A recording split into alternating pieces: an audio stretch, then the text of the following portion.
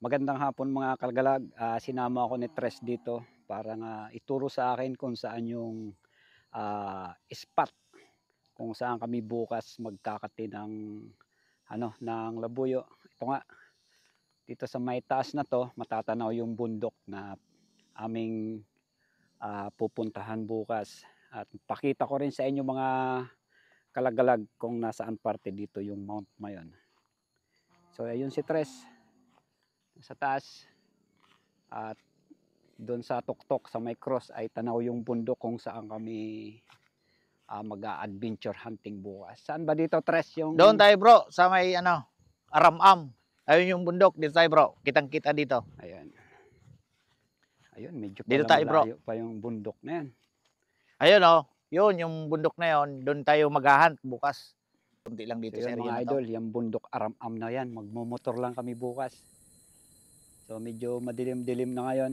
At kung saan ako galing, malayo. Andun ako galing sa may likod ng Mount Mayon. Ayun, natatakpan ng tower. Dito tayo mga kalagalag. So yun. Napakaliit na ni Mayon. Ayun, di makita. Nag-ano siya. So ayun mga idol, si Mayon. No? Yan, sa likod ng Mount Mayon na yan, doon ako nakatira. So naglagalag nga ako dito sa lugar ni Tres. Yan, palibot ng bundok. Napakaganda ng playground mo, bro. Salamat bro sa pagpunta dito sa akin. Bali, dalawa pa lang kayong ka-hunter. Unang-una si Brother Paulo. Ang Oh, unang nakapunta dito na namasya lang. Pero hindi naman kami nag-hunt. Kasi ano lang naman yung ano niya panandaliang pagpunta. Kumbaga saglit lang siya.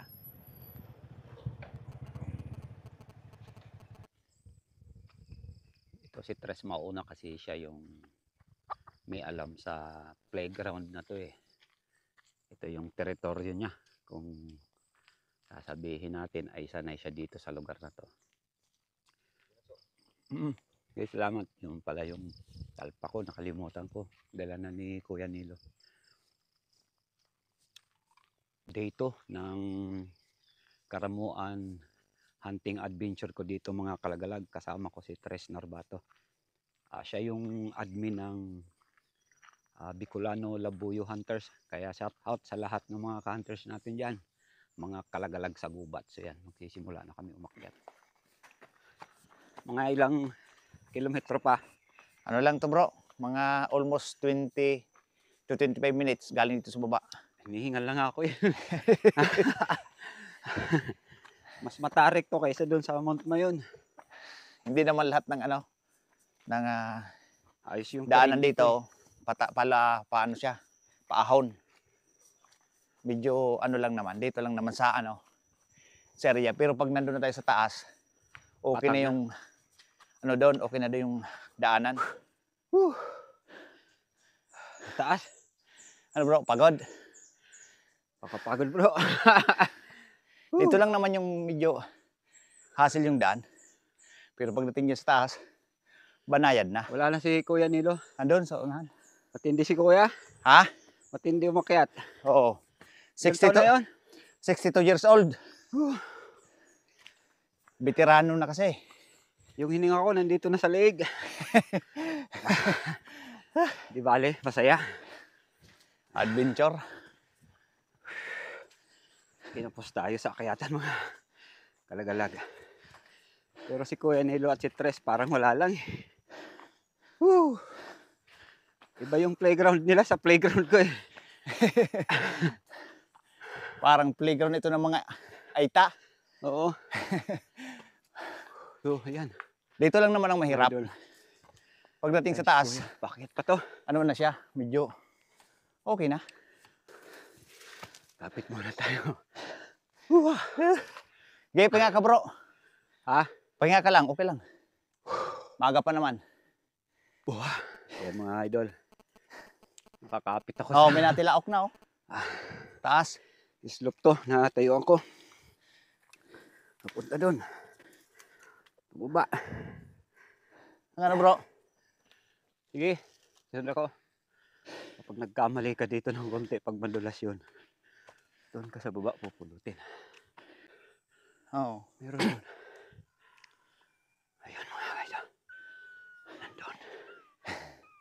Doon ako sa maganda sa unahan. Yan. May naririnig na kami.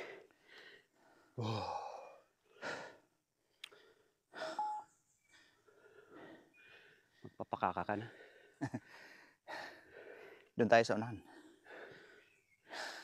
Kinapos ako doon mga kalagalag. Oh, pawisan. Kuya Nilo, parang wala lang oh. Hindi man lang hiningal. Alam mo, profundo kita. Maluwi ang Sa lago niya. taas pa daw kami mga idol. Bali yung tumilawak dito. Babaliwalain muna. Payat pa tayo ng mga ilang meters. Mga ano lang. Hindi na siyang kilometro. Oh, kalahati daw. 500 meter pa yun. Sige mga idol, doon lang tayo sa taas mag Doon muna kami sa taas. Doon yung ano namin, spot. Doon na lang tayo mga kalagalag. Kita-kita tayo doon sa taas. Huling-huli talaga ako bro. Ah, ganun ba? Asan na si Kuya Nilo? Andun ano yung pagkain natin. At tinatago. O, tinatago niya.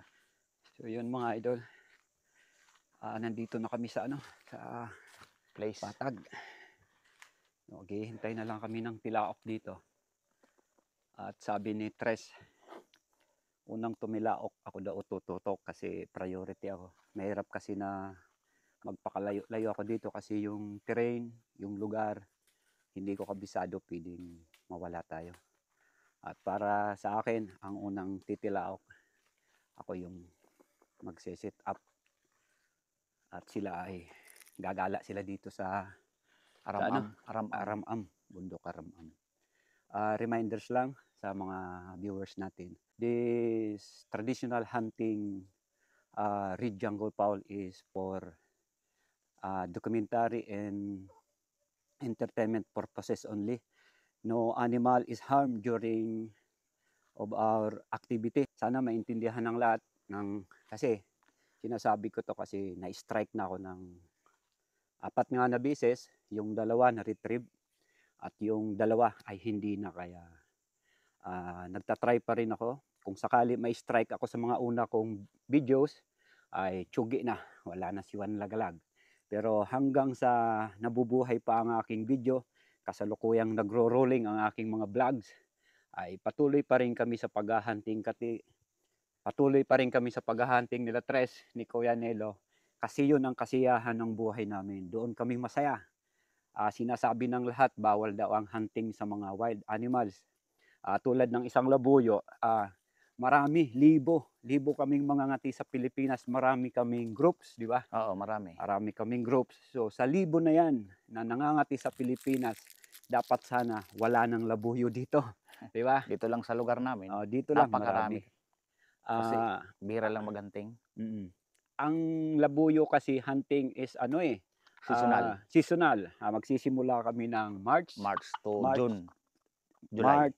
July. July. March, April, May, June, July, yon. August, lugo na. Lugo na yung mga labuyo. So magpapahinga na kami kasi yung mga labuyo naman, magpaparami. Next season, marami na naman sila at doon naman kami mag-hunting. Kaya hindi pwedeng sabihin na mauubo sila mga idol. Kaya maintindihan sana ng lahat na may mga nagagalit, may nagbabasa sa amin, ba't daw hindi namin hayaang mamuhay dito sa bundok. Kasi hindi nyo alam kung ano ang feelings namin, di ba? Pag nakahuli. Kahit walang huli, exercise ba? Masaya. Exercise yung puso. Yun ang Katawan. kasiyahan namin. Sana maintindihan nyo kami mga kalagalag. So ngayon mga idol, kami na ay makikinig na lang ng mga tilaok dito. Kasi ako napagod. Wala akong sinabi dito Kuya Nilo kasi nga yun. Ang hirap umakyat. Rayuman tama ko nito mamaya pag-uwi. So yan. Yan lang mga kalagalag at kami na ay makikiramdam na. Maraming salamat sa pag-unawa ng ating mga viewers. Salamat.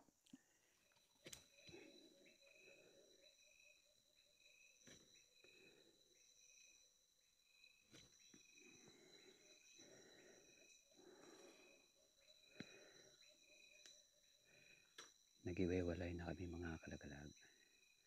Kaya mag-isa na lang ako at solo flight. May sinusundan akong alpas dyan. Paakyat.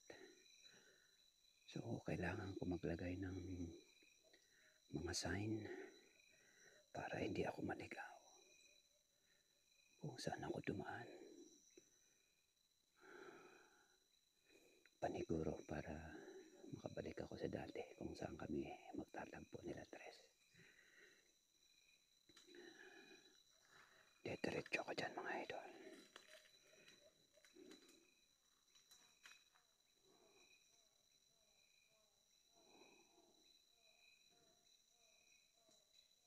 Nawala yung tilahok ng alpas.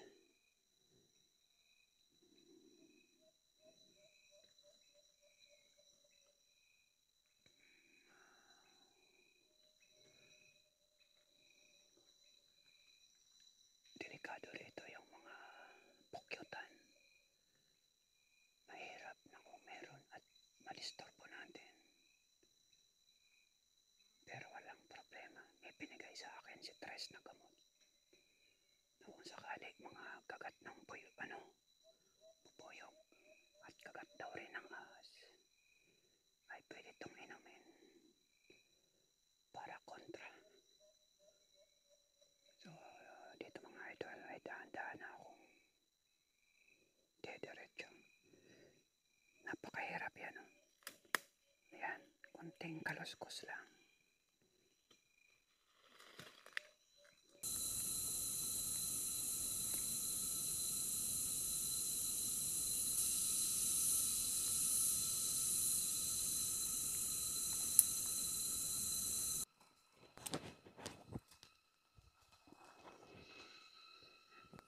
Dito na ako magkukubli mga kalagalaga. Nakasit up na si Tres at hintay lang tayo. Hindi ko siya masilip, masyado masukal. Dito na ako maghihintay.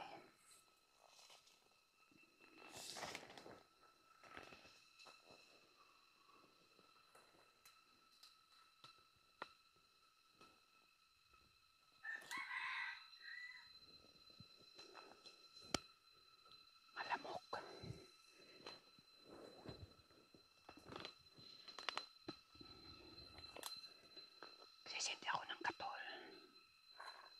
Kaya di kaya. Daming lamok.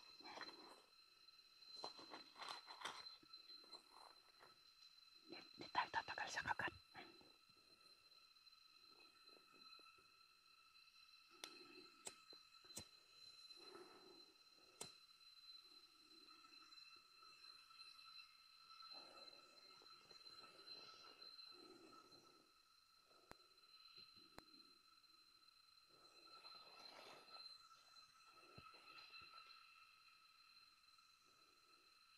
Pinapatayo ko lang ito mga idol sa lupa. Ayan.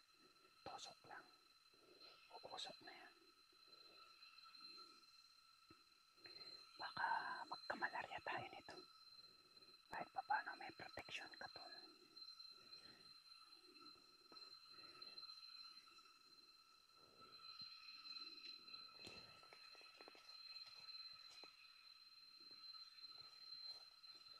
Yan, para sigurado mga idol na hindi tayo magkasakit. Mahirap yung kagat ng lamok dito sa gubat.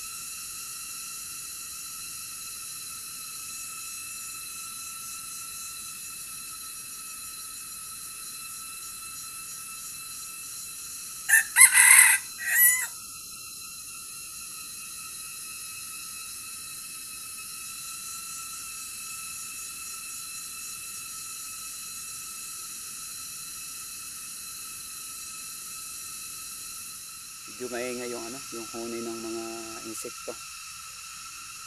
Ito ang ginamit ko sa kanya, hindi masyadong makikita kasi green. Yan, green na ano, U-type CI, yung base niya ay black. Yan, U-type, yung bungad, buka. Yan. Iwan ko lang sila Kuya Nilo at si Tres Narbato kung may huli sila. Nawala yung alpas din na isang oras tayo yung naghintay pero wala. Yung huni ng ano, ng yan, sakit sa tenga. Tatanggalin ko muna si Tres at magliligpit tayo ng U-type CI. Maghanap ulit tayo kung saan mayroon pang titilaw. Maaga pa naman, mga ano pa lang, mag 7:30. Yan, kain na. Tara. Bumaong kami ng kanin, nakabalot sa ano mga idol, ito sa dahon ng Dahon. saging. At sardinas lang. Pagkain mahirap. Ayan. Sardinas with kalamansi. Hindi At kami saka mayroon kami nakapag-prepare. meron kaming kalamansi at saka sibuyas. Isaog na lang ano. Oh, Ano? isaog na lang para isang ano na lang. Minalas kaming 3. Sa akin lumapit. Umikot lang sabay alis. Sa akin 2 lumapit. Ni isa walang sumalpok. Walang sumalpok. Ko hirap. Sa akin naman, Hindi talaga tignan ko tignan. tumilaok ng 8 beses yung alpas. Natulala si ano yung dala kong kate. Sumagot siya nung paalis na. Kaya di lahat ng oras swerte. Tsaka napakahirap yung tunog kung naririnig nyo yan mga idol. Oh. Nawawala yung tunog ng speaker. Ang sakit sa tenga, parang eroplanong babagsak. Ano tawag dyan, kuya? Duri-duri. Oh, sakit sa tenga. Halos pag tumilaok nga yung mga ano namin, hindi namin marinig kung nakatago kami.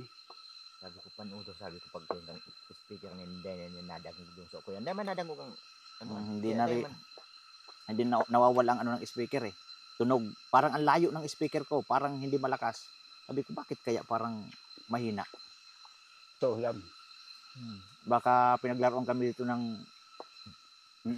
ano. Humingi pa nga ako ng ano kanina kay ng kalikasan na mapagbigyan eh. Kaso wala. Nung nag-set up ako doon, madilim sa ilalim eh. Nung tinignan ko yung tinignan ko yung camera ko, ang liwanag na parang may ano sa loob. Tawag dito, yung sinag ng araw. Yan mga bro, masarap sa gubat kumain. Masarap ang sardinas dito eh. Ito unang ano, pag-collab namin ni Tres sa mga subscriber ko. Kung magustuhan nyo sana ay aking ipapakilala ito si Tres Narbato, ang kanyang YouTube channel na Tres TV. At sana mga kalagalag ay supportan natin tong kaibigan ko para naman umangat ang kanyang channel at nang tuluyang dire-diretso yung kanyang pag-vlog at nang dumami yung views at para sa tulong nyo dumami yung kanyang subscriber. Shout out ko ang lahat ng mga katenero, mga hunters sa gubat tulad sa amin sa ngayon, naglalagalag para maghunting. Ito yung sinasabi ko sa inyo mga idol, ang sakit sa tinga. Hindi namin talaga marinig kung saan parte yung yung tilaok ng mga alpas kung susundan namin. Kasi kahit saan ka pumunta, hindi ka makapag-concentrate dahil nga sa lakas ng tunog nito. Kuliglig. Yan, maririnig nyo kasi Kagaya doon kanina, pag lusong namin ni Manny Nilo doon sa area, yung labuyo, tumitilaok, nandun lang sa tabi. Pero hindi namin narinig. Nung lumagpas kami, yun, tumilaok siya. Narinig namin mahina. Tapos yun, tinambangan ko mga ka-hunter, lumapit naman. Kaso hindi naman siya sumalpok sa pangati ko. Kaya nag-decide na ako na bumalik na dito sa ano namin, sa area na kung saan kami magkita-kita. Nauna dito si Kuya Nilo eh. Siguro yung Alpas di dumiretso dito kay ano kasi yung may nagbuhat ng kahoy Oo, ibinagsak kanina doon. narinig ko yon. May Pag nagbuhat dito ng kahoy. doon mismo sa tapat ko, pag bagsak, doon nawala na yung kinakati ko. Doon din sa akin, kanina, may bumagsak na, yung maliliit na kawayan, binagsak sa may, sabay, ano siya ng, sabi niya, parang pagod na pagod. Pero doon sa dyan. Yan, talaga ako dyan. Kaya sabi ko, ay nako, may tao na naman kako. Nakausap ko pa yung dalawa, kilala si Kuya Nilo. Oo. May dala silang kahoy na malaki yung pang ano sa bangka. Yung So, dahil may nagdarap sa duman. Diyan sa nakaan. pang ilalim. Huwag ang kaduman. Mm, Dahil may nagdarap sa duman. kawayan, binagsak sa, yung kawayan, binagsak sa, ano ko tapat. Yung parang ginagamit sa pag, ano ng, ano, niyog. Mhm. Yung sa, anong tawag dito? Sa Tagalog. Sarap. Ang sarap magmukbang. Mm, sanggot dito sa Bicol. Diyan ang tawag din yun. Bumagsak yung ano, sabi ko, ay, sabay, shoo, sabi, oh, sabi ko, pagod. Kaya natin abutin to. Dami. Oo. Pag sa bundok, masarap kumain. Yung tira sa manok. Mm. Pinakain ko yan si ano. Nakapagtataka dito kasi kapag wala kang dalang labuyo na pangate, diyan pa lang sa bukana, marami ka na maririnig dito sa baba. Parang yung farm ba, yung sinasabi ko dati sa ano ko, mga videos na may lugar kaming pupuntahan pag summer, parang farm kung makapunta. Pag may pangati ka ng dala, nako, madalang na yung tumitilaok. Parang alam nila no. Mm. Doon sa playground ko, wala akong marinig na ganyang huning masakit sa tenga. Silensyo doon. Kaya kahit malayo yung Alpas, Duman, ano? Mas lalo maririnig. dun sa ano, bro, mas lalo dun sa pinunta namin dalawa. Wala ka talagang, iwan ko ba? Hindi mo, parang walang bakante na, ano, Ano niya ako. kanina, parang babalik na sana ako nung lumusong tayo doon, Manila. Parang babalik na tayo. Parang ano na kita, balik na tayo. Kasi sabi ng mga matanda, pag nakarinig ka ng mga ganyan, parang inaano Tuba. ka ng, Oo, parang ayaw nila no. ayaw nila na sa area na huwag kang pumunta dyan. Parang kahit na ano, hindi talaga bibigyan. Hiniwa na nagako ako. Minsan napapalingon ako sa likod ko para kung mayroon na.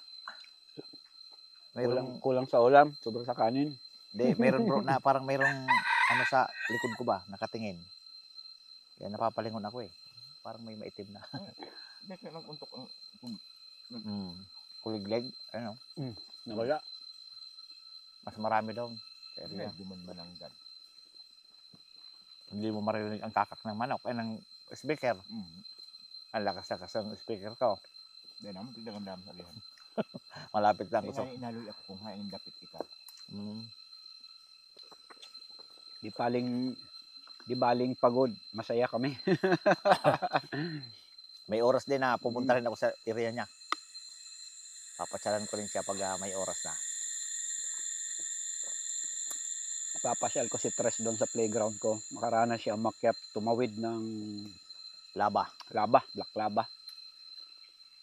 Papakita ko sa kanya yung kabilang bangin ng black lava. Wala kang matatalpakan, puro bato. Sa kabila, maganda yung lupa. Pero, minsan matatiming pa rin na ang pagtusok mo. Hindi mo maitusok kasi may mga bato pa rin. Kaya swerte-swerte lang na kapag napunta ka sa may malambot na lupa, makakapagtalpa ka. Pero pag hindi, di pwede yung ano doon, yung talpak na kahoy. Oo, yung talpak na kahoy. Kaya ang dala ko ito, bakal. Yung bahe ang ano namin Hindi pwede yung bahay doon. Kapag napunta doon si Tres, akit kami ng mount ngayon. Makikita niya yung lugar na hindi gaano masukal. Mga 4 to 5 or 6 hours biyahe. Malayo kasi itong Karamuan sa ano sa Legazpi. Kaya ako inabot ng 6 na oras kasi Pero kung may bangka, 3 oras lang galing Tabaco. siguro kahit galing Legazpi, mga ganun din. Mga 3.5. Sabi ko baka may huli si Manilo. Wala pala. Pareha sabi ko si Bokya. Tres na lang ang pag-asa. Bukya din.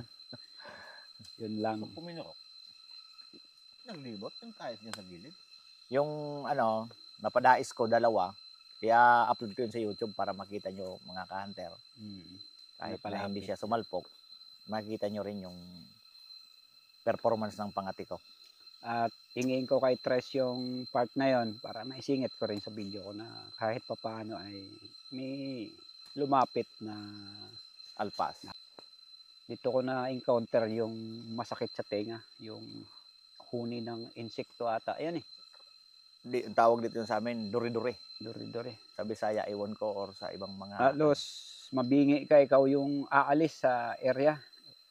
Kahit saan nga pumunta, parang marami sila Kala mo sa isang puno na isang puno lang, pero pagpunta mo sa unahan, dami pa rin. Pero medyo tumigil na. Doon sa pinunta namin, talagang, iwan ko ba? Hindi mo maintindihan. Kahit yung speaker mo, parang nabibingi ka Hindi mo maririnig yung speaker. Hindi mo maririnig yung pakakak mo. Yung tilaok ng manok, hindi mo gaanong maririnig.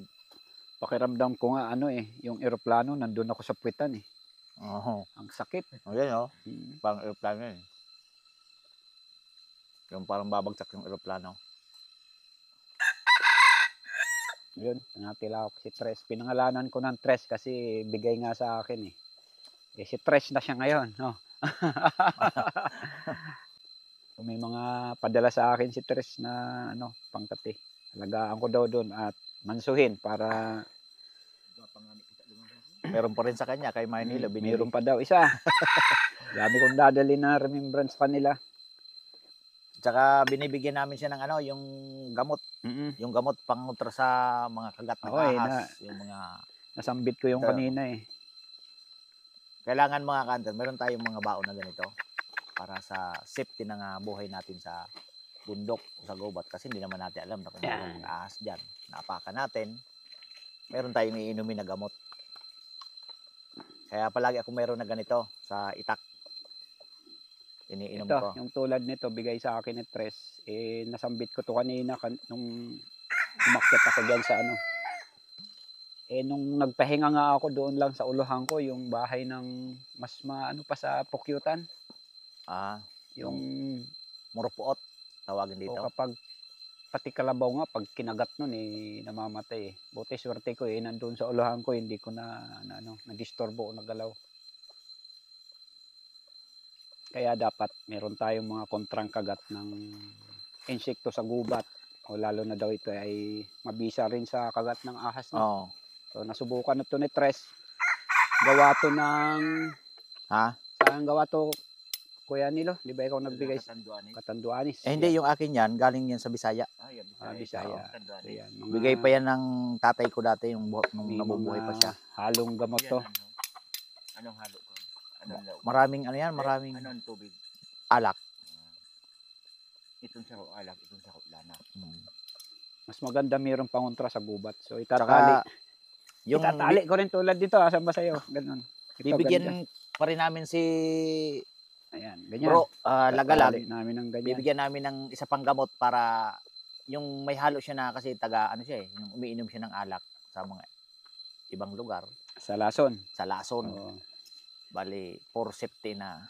Uso sa amin yun. Pag nilason ka, inom ka nun. Oo, uso yun wala. sa amin. Uso sa inuman. Pag napaginitan ka, lalagyan ka isang pitik lang. Yari ka doon. Uso man pala naman. Uso din sa amin yan. Hindi makatakot na pag-inom-inom. Pag napagtripan ka, di maganda yung tingin sa'yo ng ibang tao. Kaya mas maganda yung may gamot. May sarili kang gamot. Kasi ang laso na nilalagay sa inumin, hindi nagagamot ng sinsya. Hindi nagagamot ng doktor yan. Pero itong mga gamot namin, nagagamot ang mga laso na gawa ng tao. At yun mga idol, si Tres mananawagan sa mga hunters natin sa lahat ng group, no? Oo. Para sa kanyang YouTube channel. Diba, bro? Chris TV. Mm. Mga ka-hunter, sana nanawagan ako sa inyo na suportahan nyo rin yung aking munting channel, Chris TV. Paki-subscribe naman at saka paki-ano yung notification bell para palagi kang updated sa aking mga susunod na mga video. Para ano naman yung aking channel umangat sa tulong ninyo mga ka-hunter. At sa lahat ng aking mga subscriber, sana si Tres TV ay inyong i-subscribe. At syempre, huwag nyo na rin kalimutan si Juan Lagalag. At kami nga nagtawag doon? Nag-collabs para nga ay nagsama sa isang ganitong activity na paghahunting. Kasi matagal na kami ni Tres magkaibigan noong last year pa. Naging kaming magkaibigan ni Tres dahil ako ay nagbablog na dati. Nagkakwentuhan, parehas yung hilig namin. Kaya nung nakaraang taon, sabi niya next season, ikaw ay ini-invite ko pumunta dito sa sa lugar nila, sa Karamuan. So napunta rin ako dito para nga magsama at nang magkaroon kami ng banding sa hunting ng mga labuyo. So yun lang mga idol, sana mapigbigyan nyo ako, si Tres, ng kanyang request na sana ay inyong suportahan sa kanyang baka. Sana, baka. Pakikibaka sa gubat. Na tumas pa ang kanyang mga subscriber at viewers. Maraming salamat mga kalaglag. Yan mga idol ang sinasabi namin masakit sa tenga. Yung parang kuliglig. Yan ang hindi namin natagalan sa lugar na to. Kaya ayun na sila pauwi na kami. Kasi hindi na namin talaga marinig kung may titilaok pa. Kasi dyan nga sa na yan. Ayun, humina ng konti. Sakit sa tenga, sobra. Dito mga kalagalag, wala na yung ingay. Hindi kami tanggap doon sa sa taas ng inang kalikasan na mapagbigyan niya kami. Siguro yun ang dahilan para umuwi kami kasi di kakayanin sa yung sakit ng tenga, sobra. Pababa na kami mga idol. At next day na lang kasi 3 days naman ako dito. Baka bukas sakali na ay meron na tayo pang last day natin sa hunting. Okay mga kalagalag, goodbye.